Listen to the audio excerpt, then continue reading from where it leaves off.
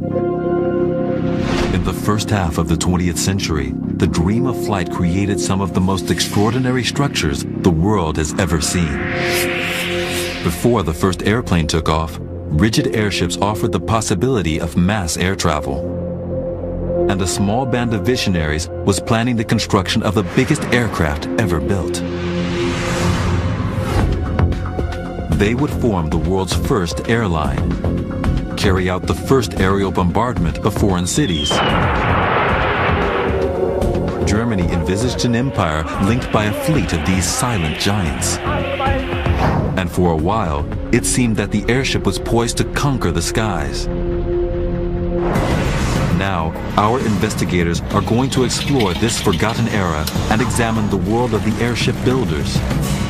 They'll travel to the place where the first prototype flew. They'll uncover the ingenious technology which made construction on this scale possible. They'll enter the U.S. Navy's blimp barns, wooden buildings so large that they have their own microclimate. Just how big is this place? And they'll reveal the vital but little-known role that airships played in World War II. This is the lost world of the age of airships.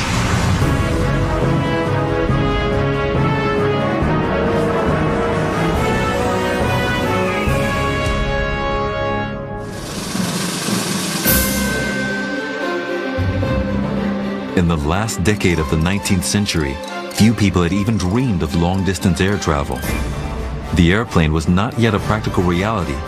The only real means of getting aloft were hot air balloons, and being unsteerable, they were little more than a novelty. Still, a few visionaries believed that they did see a way to conquer the skies, using the improbable giant airships called Zeppelins. Still the largest aircraft ever flown, they remain one of the most striking creations in the history of flight. For a brief period, they represented the cutting edge of aerospace technology. It ended in spectacular disaster. Now, our investigators want to find out more about the world of the airships. What they will reveal is a lost future, a vision that never came to pass. Eleanor Herman is an author and historian. She wants to use her skills to build a picture of this forgotten era. To fly in something like this, it must have been as if they had suddenly sprouted wings. David Bradshaw is an industrial engineer with a passion for aviation history. He wants to understand the evolution of these monsters of the sky and the ingenuity that went into their construction. The first thing I notice, there's no steering wheel. I feel very comfortable up here. The airship story starts here on Lake Constance on the German, Swiss, and Austrian border. This was home to the man whose name was to become synonymous with the airship, Count Ferdinand von Zeppelin. Von Zeppelin risked everything to pursue his dream of lighter-than-air flight, creating craft that could travel the globe and win wars. Eleanor needs to find out where the Count's vision of air travel came from and how he turned it into a reality. She visits the Zeppelin Museum and meets curator Jürgen Bleibler. So years before the Wright brothers launched their first airplane, Count von Zeppelin had this dream of airships, and it became an obsession for him. How did it start?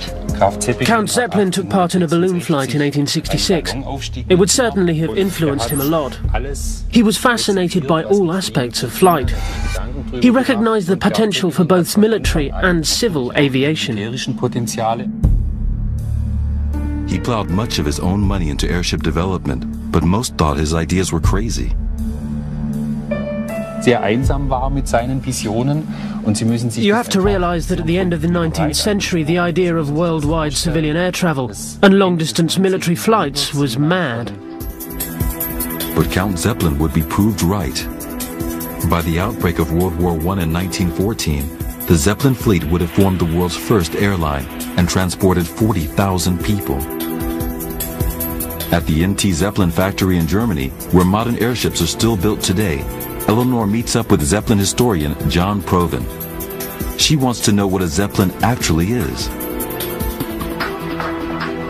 Well, the original concept of Count Zeppelin was to build like a locomotive with wagons to make a train in the air. That idea wouldn't have worked at all, and thank God he didn't even try it. The original shape was like a long cigar for quite a number of years. During the course of the First World War, they changed over to a very aerodynamical shape, very much like the airships we have today. Count Zeppelin's dream of fast, global mass transportation spawned a huge industry across Germany geared to creating parts for the airships. Probably the most unique part of the early airships was the gas bags. They were made of the small intestines of a cow. They had in Berlin 16,000 women working in a factory doing nothing other than cleaning the small intestines of cows, because you needed approximately 500,000 cows to provide enough material for the gas cells for one airship. These gas cells were filled with hydrogen, a highly inflammable lighter-than-air gas that got the ships off the ground. The bigger the gas bags, the greater the lift. So airships grew in size, as did the hangars they were built and stored in. The Count was a rich man, but the project swallowed everything he had. His hunt for ways to cut costs led to some very creative thinking. This is where Count Zeppelin built his first airship and his first airship shed, out in the middle of the lake. In the middle of the lake? How on earth did he do that? You have to consider that the first airship shed that the Count built, he paid for with his own money. That first shed cost him 65,000 marks. That was a lot of money, but he couldn't afford the ground. So this was for him the least expensive means of finding a piece of property. The Count also realized that getting these vast airships out of the hangars would be difficult if the wind conditions were anything but ideal. He came up with a rather elegant solution. The floating shed would rotate as the wind direction changed. It enabled him to take his airship in and out irregardless of the wind direction. That would have been a major problem for him had he built his airship shed on the ground. So they would turn the entire building around based on wind direction. The floating factory turned automatically. It was anchored at one end, so the wind would pivot the entire shed, and the airship would always be facing the right direction for takeoff. Then, once the shed was facing the right way, the hangar floor would be pulled out with the airship on top. It opened up like a matchbox. The airship was attached to the floor, and a tugboat would pull the entire platform free, ready for takeoff. It was the start of something extraordinary. In the space of 20 years, Count von Zeppelin personally took the airship from an experimental concept to a practical, working reality. It was the pride of Germany. Over the next decade, he developed ever more luxurious craft. The future of the Zeppelin was bright. Its fortunes would peak and then fall with the largest aircraft ever built, the Hindenburg.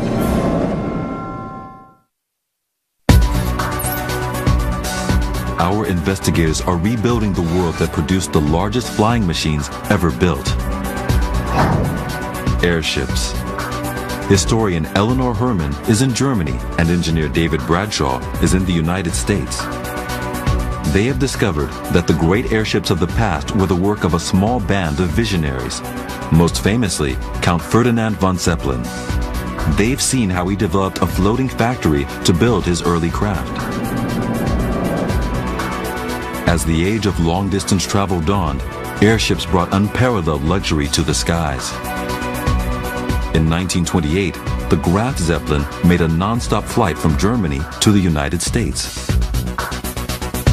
It was the world's first intercontinental airliner. The passengers traveled in style with private cabins, gourmet food, and a luxury dining room from which they enjoyed breathtaking views. In New York City, there were even plans to dock airships to the top of the Empire State Building. The rise of the Zeppelin seemed unstoppable. Eleanor visits NT Zeppelin, the successor to Count von Zeppelin's company, where Zeppelins are still made today. Here, she meets expert John Proven. I think it must have been completely amazing for people 100 years ago, most of whom had never gone up in a plane, to go up in a Zeppelin. It must have been as if they had suddenly sprouted wings. For the first time in history, you could see the world below you. It was the Concorde of the day. This was the fastest means of crossing the ocean. It took you 2.5 days to get to North America versus a ship that took 10 days. And in a luxury that has never been compared since. By 1936, the Graf Zeppelin was superseded by the Hindenburg. It was 804 feet long. No bigger aircraft has ever been built. People were astonished to see a ship just 78 feet shorter than the Titanic floating above their heads. It was the most sophisticated airship built by the Zeppelin Company and the pride of the Third Reich.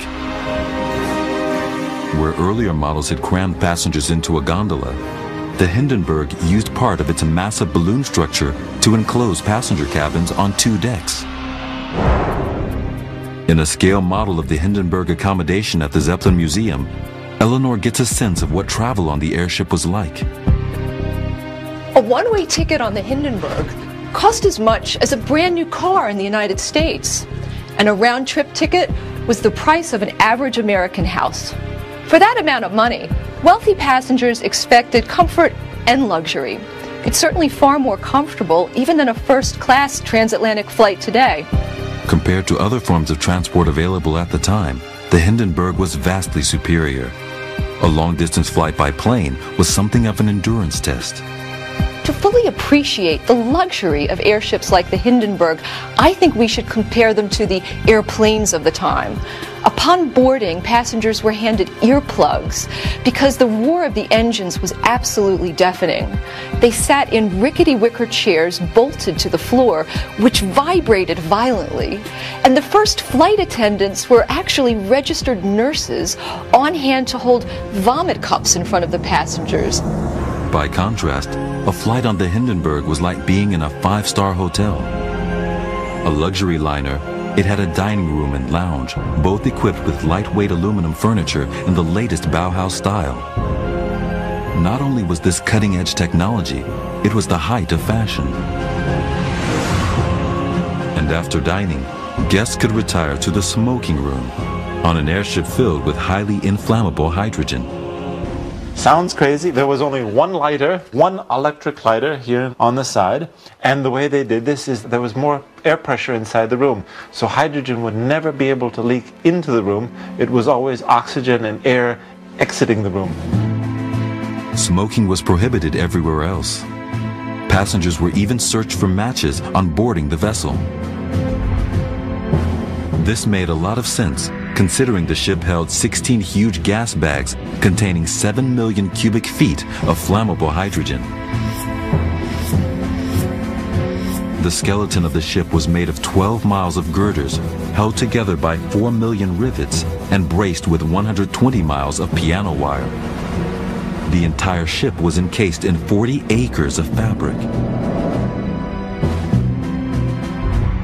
This giant could stay afloat because of the hydrogen within its gas bags. Hydrogen becomes dangerous when it mixes with air, and elaborate safety features were designed to minimize the risk of fire. They would prevent any accidental leaks. Now, engineer David Bradshaw wants to find out more about how these systems worked. He's at Lakehurst Naval Base in New Jersey, an airfield where the Hindenburg docked a number of times. Here, he meets up with historian Rick Zitarosa. So Rick, why use hydrogen? It was cheap and it was available. The Germans had been flying with it for over 35 years. In peace and war, they were not the least bit intimidated by its use. It cost them pennies. How did the captain control this massive amount of hydrogen? Each separate compartment had a separate gas cell.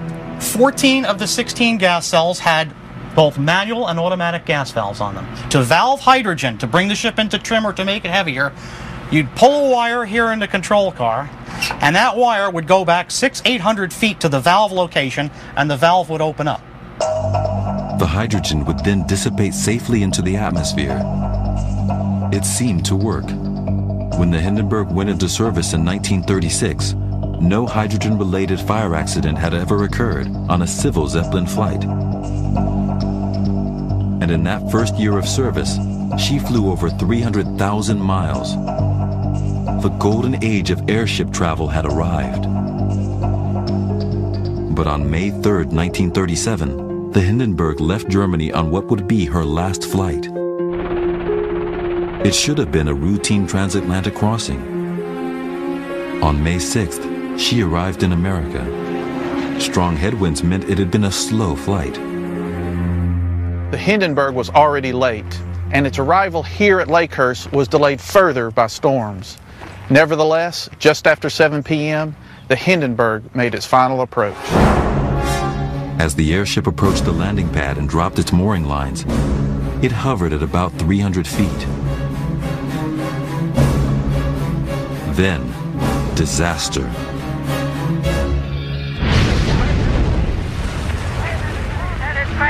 It's crashing terrible. Oh my, get out of the way, please.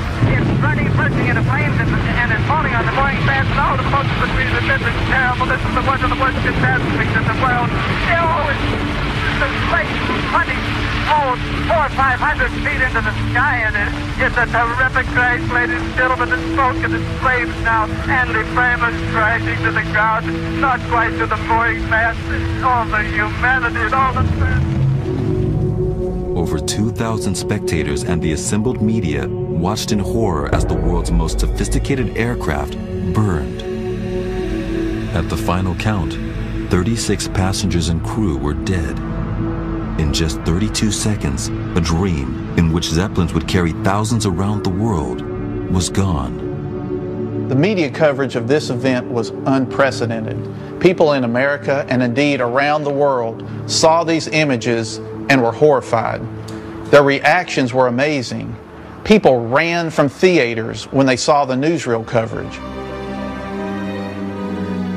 The destruction of the Hindenburg was a glimpse of catastrophe 20th century style, and it made a permanent impression on the world. Many more had been killed in previous disasters, but this was the first to be captured on film and is an enduring image.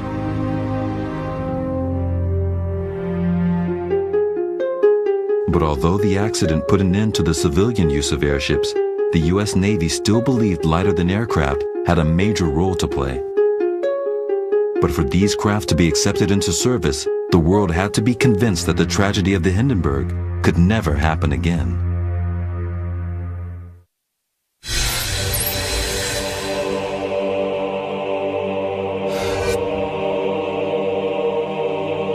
A radio broadcaster's eyewitness account of the Hindenburg disaster, the airship crashing to flames at Lakehurst, New Jersey, remains one of the most famous broadcasts ever made. To the ground, not quite to the mooring mast. All the humanity and all the... It took 32 seconds for the fire to completely consume the Hindenburg and to claim the lives of 36 people. The accident cast into doubt the safety of filling airships with hydrogen. For Germany, this meant the end of the Zeppelin dream. But America would now step in. To understand why, David has returned to Lakehurst Naval Air Station in New Jersey, scene of the Hindenburg disaster. Here, a vast hangar, Hangar Number 1, still stands, built in 1920.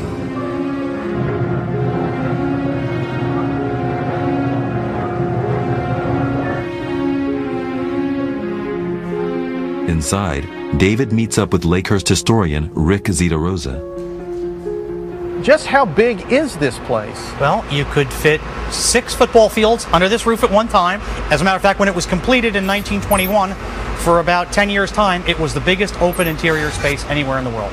And when the Hindenburg was put in here, as they did twice during the 1936 season, she only fit with 15 inches clearance on each end with the doors closed.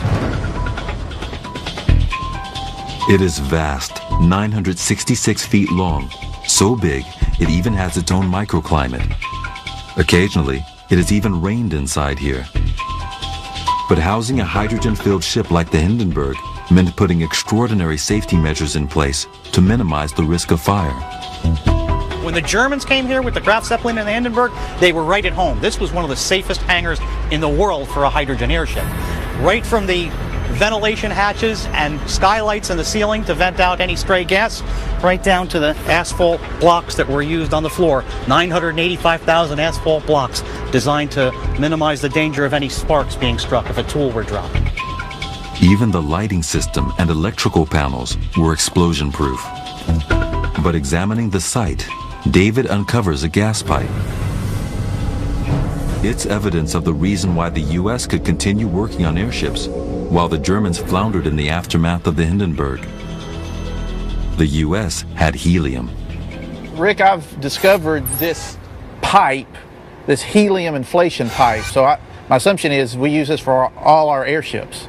The first U.S. Navy airships in 1917 flew with hydrogen. All the training balloons, everything flew with hydrogen. In late 1921 and early 1922, there were two incidents that occurred which pretty much steered the course towards a national commitment towards the use of helium in American military airships. In 1921, 44 British and U.S. servicemen had been killed when the hydrogen-filled R-38 broke up on a test flight in Britain.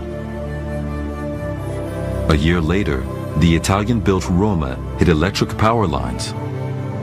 The ensuing hydrogen explosion killed 33 of the 44 on board. Years before the Hindenburg disaster, great American airships like the Shenandoah, built in 1922, or the Los Angeles, constructed 2 years later, were filled with helium. Like hydrogen, helium is lighter than air. But unlike hydrogen, it's inert. It doesn't burn. In the early 20th century, helium was extracted from the ground in only one place in the world, Texas. And in the race to rearm between the wars, the U.S. kept its helium to itself. And there was a very, very strong feeling within the heretofore complacent element of the United States government that now began to say maybe it's not such a good idea to give helium to the Germans, because there was some resentment. The Hindenburg was like a flying billboard for National Socialism, parading the swastika over foreign lands, touting the greatness of Germany. People were beginning to resent this by 1937. After the Hindenburg disaster, Germany could not use hydrogen again. And as the U.S. was the only country with helium reserves, it meant the states had a stranglehold on airship technology. And they were to take airship design in a new direction, creating a smaller, more maneuverable form of craft, the blimp. David wants to see how blimps differ from zeppelins. Their design has remained virtually unchanged since they were first developed in the early 20th century. He's traveled to Goodyear at Pompano Beach in Florida to see a blimp for himself. And the first thing he does is examine it close up. This is the skin of the ship. It's firm, it's stable. I feel very comfortable up here. But unlike the Hindenburg, this is not a rigid airship. There's no framing inside. What exactly is inside of this ship? The only thing that's inside the ship is two airbags, and what it does is it maintains the shape of the airship. The airship is it's basically a balloon. It's not rigid. It relies on the internal pressure to maintain the shape of it. Zeppelins have an internal skeleton. Blimps don't. Instead, they rely on the pressure of gas inside them for their shape. The gas bag holds the helium and ballonets, air sacs which contain normal air. The helium cancels out some of the weight of the ship, allowing it to stay aloft. Propulsion is provided by air screw engines. To become lighter than air, pilot Marty Chandler needs to regulate the air in the ballonets. Expelling normal heavy air through the air valves makes the craft buoyant, and the blimp begins to rise. As it gets higher, the air pressure falls. This causes helium in the balloon to expand. To maintain pressure, air is taken on, and the blimp becomes neutrally buoyant, neither rising nor falling.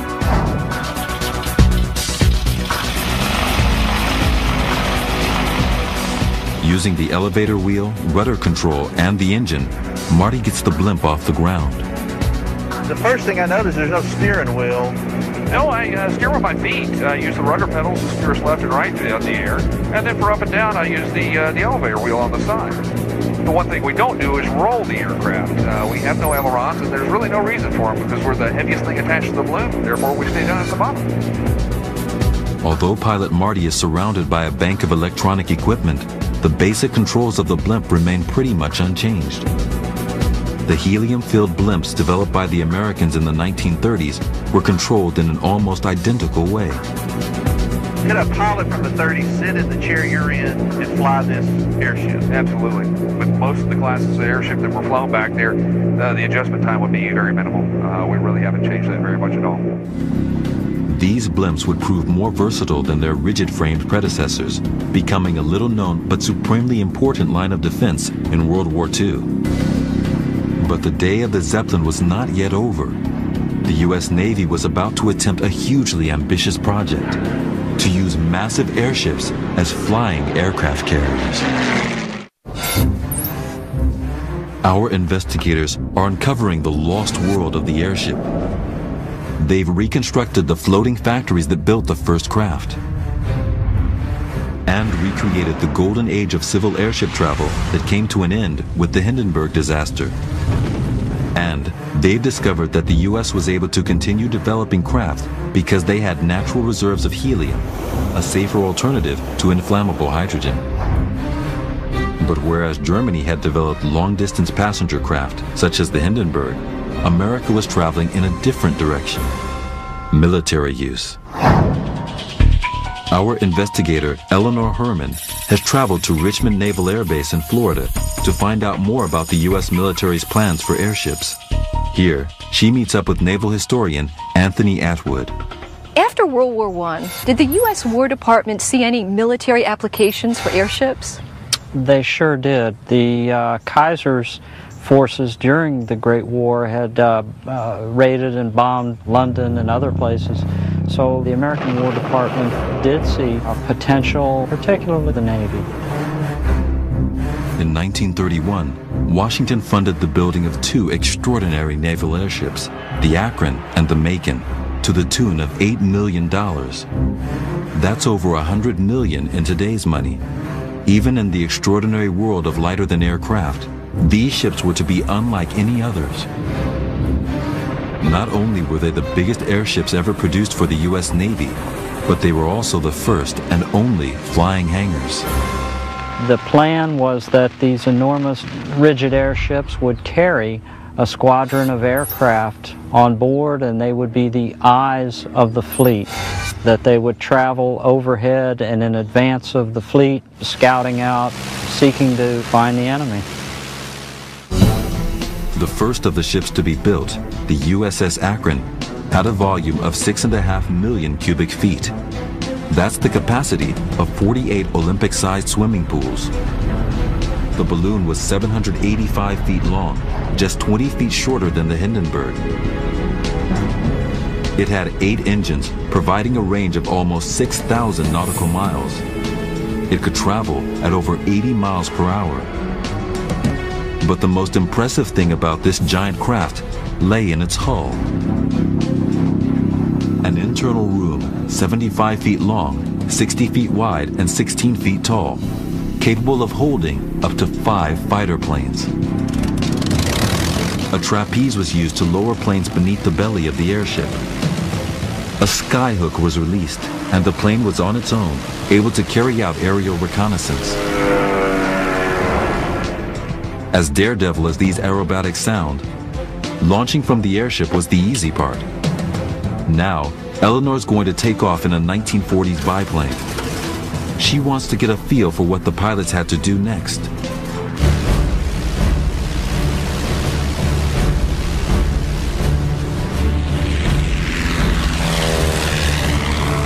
Because once the pilot's mission was over, the plane would return to the airship and in mid-flight dock with the craft above. This was an extraordinary piece of precision flying. The pilot had to match exactly the speed of the airship above him while attempting to hook his plane onto the trapeze.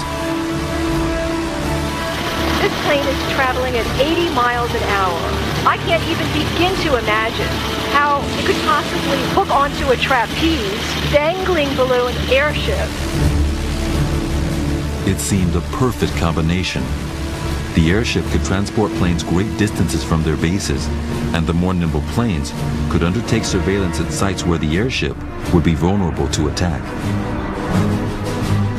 Although tests demonstrated the skills of the pilots and the theoretical advantages to these flying hangars, there was an obvious flaw. Just like the ocean-going aircraft carriers they were intended to replicate, they were vulnerable to enemy aircraft. But it wasn't just enemy attack that made airships vulnerable. They had another adversary that would eventually end the dream of flying aircraft carriers: bad weather.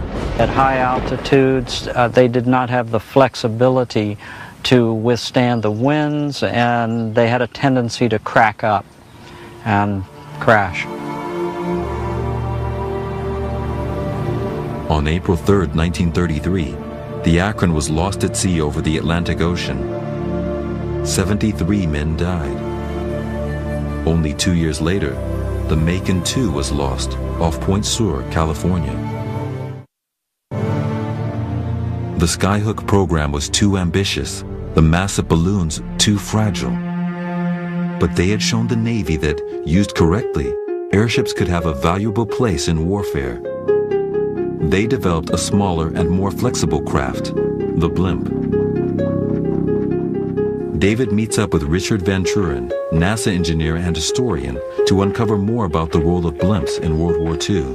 When the Navy lost the USS Macon, a Bureau of Aeronautics memorandum issued a request for the so-called K-2 airship. Airplanes measure flight time in hours, but a blimp can stay aloft for days. It can also hover, almost silently. These qualities came into play in the ensuing conflict. It meant that airships could become hunters and seek out an enemy invisible to all other craft. As David finds out, it was ideal for surveillance. Marty, I can see why the Navy chose blimps to patrol the ocean. You can see everything from here. We've got miles and miles of clear ocean to see, not only on the surface, but down below us. Fantastic. Over 130 of these blimps patrolled the coastal waters of the continental United States, stationed in places like Richmond, Florida. Although few know of the blimp's role, they were to play a vital part in securing the national interest. Only 4 days after the December 1941 attack on Pearl Harbor, Hitler declared war on the United States. Packs of U-boats set out from bases in occupied Europe. Hunting beneath the surface of the Atlantic, they would wreak havoc along the eastern seaboard.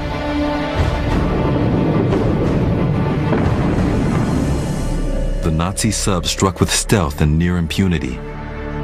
Their target, merchant ships carrying vital supplies for the war in Europe. The Allies knew that they had to beat the Nazi wolf packs or the war would be lost.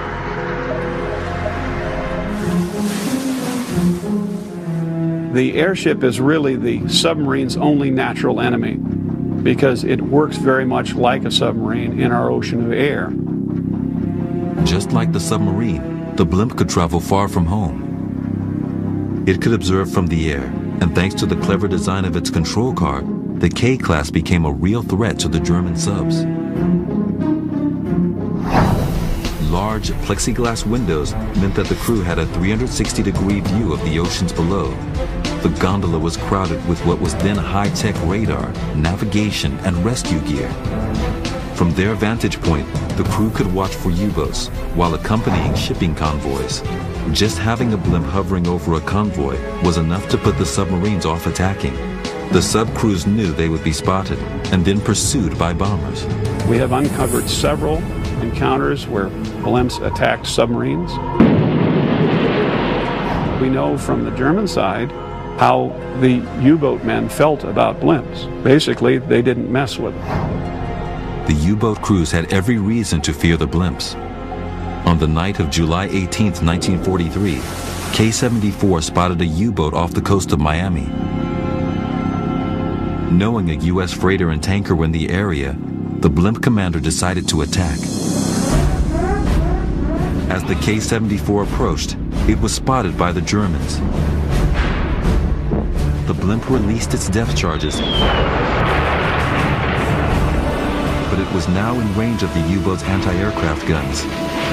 With its gas bag burst, it plummeted into the sea. All but one of the crew was rescued the following morning. The men on the U-boat were not so lucky. The blimp's bombs had damaged the sub's quick dive tanks. It attempted to limp back to base on the surface, but was spotted by an RAF bomber and sunk.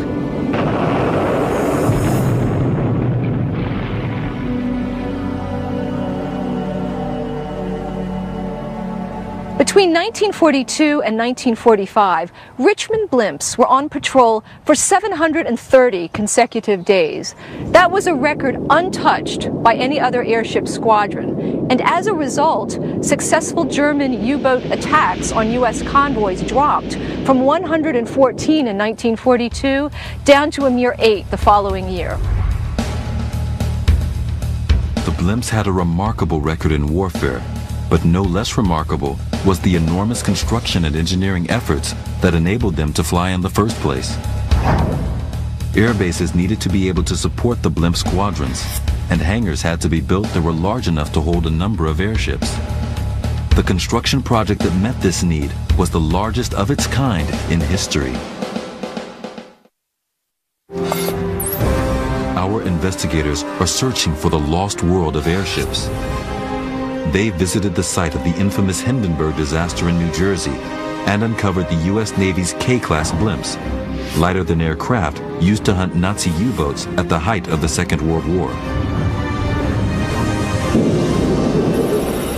Now, Eleanor is in Richmond, Florida, to find out how such a massive operation was possible in wartime.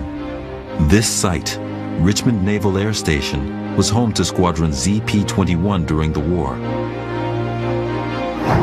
9 other bases across the country had their own squadrons, and 17 vast hangars, or blimp barns, were built to house the sub-hunters.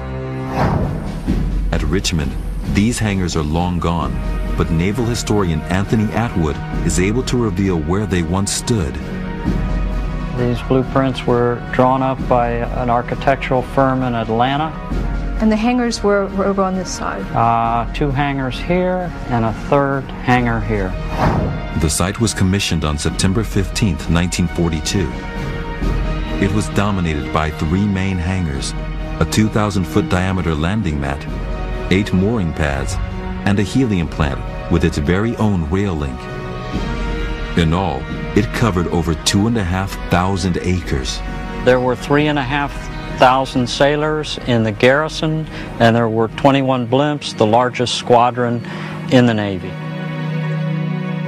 All that is left of the 3 hangars is this: a 120 feet high concrete doorpost. 2 of these stood at the opening to each hangar. They offer a clue as to the scale of the barns. But in 1942, steel was required for tanks and planes, and none could be spared for buildings. It meant that the barns had to be built from some other material. They used wood. They were supposed to have been made of girders, but instead they were made of Douglas fir. Oregon supplied lumber for the base here, for hangars all over. The size of these structures was enormous. They were simply the biggest wooden structures that have ever been built. To make the largest structures ever made from wood, an unprecedented amount of timber would be needed, approximately 2.5 million feet for each hangar, and almost another 5 million for the base itself. Without the hangars, there would be no blimp squadrons, and the shipping convoys would be vulnerable to sub-attack, so getting them up and running quickly was vital. They used a cookie-cutter approach. One blueprint would fit all sizes. Recruiting officers went to the Goodyear blimp factory in Akron. They assembled the workers, and they simply told them, every male between the ages of 18 and 42, raise your right hand, and they swore them into the service. Using the information our investigators have gathered, it is now possible to build a picture of how these hangars, the largest ever structures made of wood, looked during the Second World War.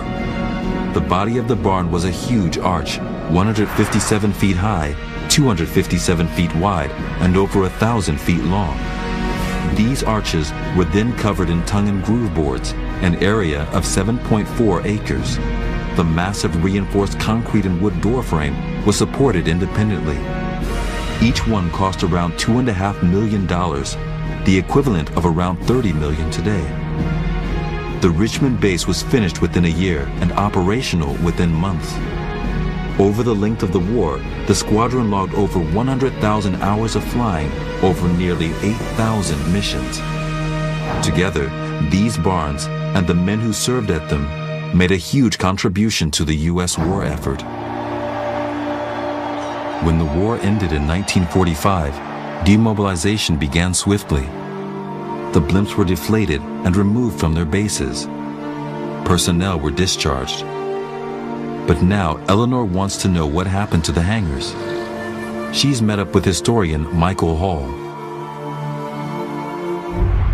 He reveals that just 2 weeks after the Japanese surrendered in early September 1945, there were warnings of a hurricane due to hit Miami. Blimps, other aircraft and vehicles needed to be placed under cover, and the hangar seemed the ideal place.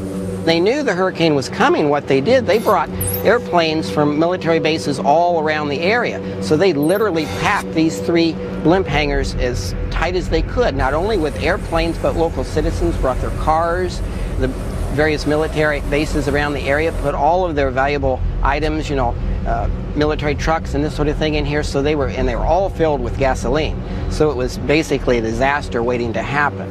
25 airships, around 350 airplanes, and 100 more road vehicles were stored across the 3 hangars.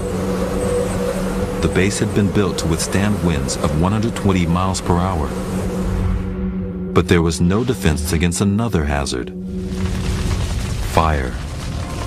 Do they know how the fire started? Was it perhaps a lightning strike? There would have been maybe some sort of structural member in the roof that got dislodged from the wind, and it would have fallen to the floor. And remember, the floor was full of all these airplanes and blimps, and everything was filled with gasoline. It might have punctured a fuel tank, made a spark. When with the velocity of the wind, as hangar number 3 became engulfed in the fire, it spread to hangar number 1 and 2, which were side by side. And that's where we're standing here, actually on the floor of what was hangar number 1. It was a very short time, all 3 hangars were engulfed in flames. The 50 sailors that were stationed on watch struggled to get out of the burning buildings. 26 were injured. 1 man lost his life. By morning, only the concrete pillars of the hangars still stood. It became so hot that it bubbled the moisture from the concrete below us. You see here, the bubbling of the concrete is actually where one of the airplanes stood, and that's where the fires were the hottest because they were filled with this aviation gasoline. When the storm ended, Richmond's hangars were reduced to ash. Costing $30 million, it was the biggest peacetime loss of federal property on record. Today, this doorpost is all that remains of a brief but exciting period of aviation history. The Richmond blimp barns are just one example of the scale of vision central to the airship story. From the early days of Count von Zeppelin's floating factories, airships pushed the boundaries of technology. The crash of the largest aircraft ever to fly, the Hindenburg, is still an iconic image. And airships played a vital but little-known role in securing victory for the Allies in World War II. Ultimately, these awesome vessels, despite the extraordinary innovations that went with them, were the losers in the transport revolution. And yet, for a time, airships could have been the future of air travel.